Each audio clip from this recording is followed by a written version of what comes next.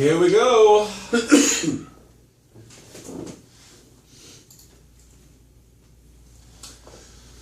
is Questioning Medicine. This is 2015, and today we have a good one. Today we have one we have never done before, or something we've never done before. Joe, any thoughts what it could be? We are going to hand out free prostate exams. No prostate exams. DEXA scans. No DEXA scans. Tamiflu candy dispensers? I love Pez dispensers, not a Tamiflu. Something. We got to do something great. Something great. Today is the first time we are doing a podcast over an email that we got from a listener. Oh, we're going to answer questions from people that are questioning medicine. A lot of questions. Mind blown. Let's do it. That's right. All right, we're going to have Pat take us off. We're going to give this one our best shot. Let's get down to it. Hit me with your best shot. Why don't you hit me with your best shot? Hit me with your best shot. Fire away. Welcome back to Questioning Medicine. This is Andrew Bill, and I am down here in sunny St. Petersburg, Florida. This is this is Joe Weatherly. I think I'm coming down with something, Andrew. I don't feel so good. Yeah, tell me about your symptoms. Yeah, I've got a cough. A little bit of cough, little body aches, I've had maybe a fever. I haven't checked it, but I'm pretty sure because I just don't feel good. It's always a fever of 102. Oh. I was thinking a fever of like 99. That's my favorite, yeah. I spiked a temp at 99. Exactly. All right, today, as we mentioned, we are doing something we've never done before. This one, shout out to Jake, family med intern in Pennsylvania. So Jake, this one's on the flu shot. Jake sent us a very nice email, and he says a couple things in his email. One of it was, I can't tell you how often I cringe with the frequency of Tamiflu being given. I would agree, Jake. He also has his question of, I have a question regarding the flu vaccine. How can I convince my patients to get it for themselves and their kids, especially when I'm not 100% sold on it after the CDC statement? So we're gonna tackle two things here, two birds, one stone. First of all, since the Tamiflu podcast, the one that you listen to, I did write a MedPage post. I'll put that in the show notes or add it to the website, or you can search MedPage today and Tamiflu. It's one of the top couple ones on Google. And since that podcast, there's a new Cochrane review that just came out where Roche has released their trials to the Cochrane review, all the ones that they were refusing to give that I talk about in the podcast. They finally gave them up. In the Cochrane came out with a 500-some page document.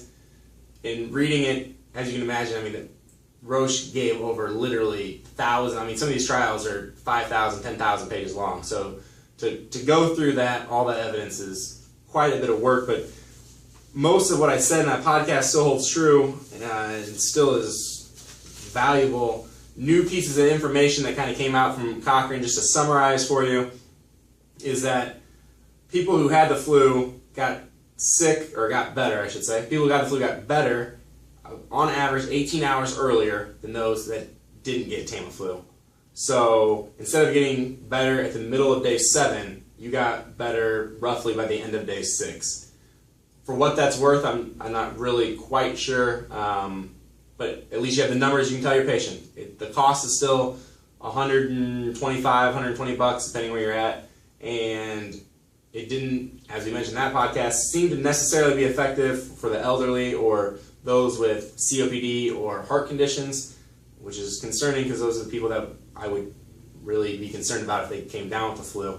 And the numbers needed to harm were 28 for nausea, 22 for vomiting, and 32 for headaches. Just to keep the numbers simple in my mind, I like to use 25. 25 is about the number of people that you will actually cause nausea, vomiting, or headaches by giving the Tamiflu. So they get better 18 hours quicker, but 1 in 25 you are causing some side effects. I guess they're causing it by taking it, but it's being caused either way.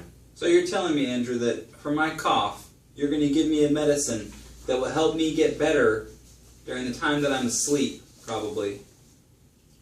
Exactly. And it will cause me to have more nausea and vomiting over the next 6 days. And it'll cost you $100. I am seriously interested in that. That sounds great.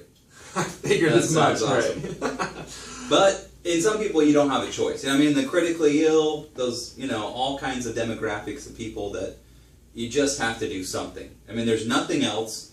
We really don't have it. I mean, fluids, a little pat on the back. That's right. Maybe a hug from one of the better-looking attendings. But that's it. It's all you've got. Or we hope they don't get the flu because of the flu vaccine, and that is going to be the major dig on this podcast. Let's kick it off here. Jake mentioned in his email, he has some doubts, especially after the CDC statement. Unfortunately, I don't know exactly which CDC statement he's referring to because they come out all the time and have their own thoughts or beliefs or sayings, or they just come out a lot, which is fine, they should, but found multiple of them that he could be referring to, and basically I'll post links to this also on the website, is I found a comment from the CDC just saying that the vaccine effectiveness for this year is decreased, and that's what's been all over the news and all over the media, and that they still say, listen, we know that it's not working as well, and we'll kind of get over how well it is or isn't working here in a little bit, but we know it's not working. However, there's a little bit of evidence to suggest that vaccination maybe causes a more milder illness, so we're still recommending go ahead and give it, and there's maybe a little bit of evidence to suggest that prolonged, or you getting it year after year, then gives you better immunity as a older or more mature adult. Yeah, so, watch it. That's right. Watch who you're calling older. A more mature adult, so go ahead and give it because they can still build up this lifelong immunity. And yeah, I mean that's kind of that, and it's a sticky situation, this flu vaccine. We'll kind of give you our best summaries. Cochrane has some good reviews, but it's not as clear cut as we sometimes would hope in some of our podcasts, but we'll get into it. So, a quick summary from this particular article we're talking about, the CDC's recommendations, the CDC guidelines, the CDC studies that they've listed for efficacy and outcomes.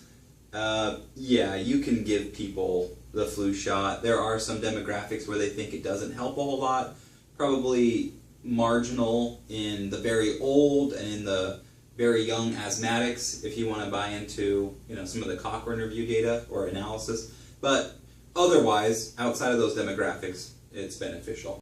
Hit me with your best shot. Come on, hit me with your best shot.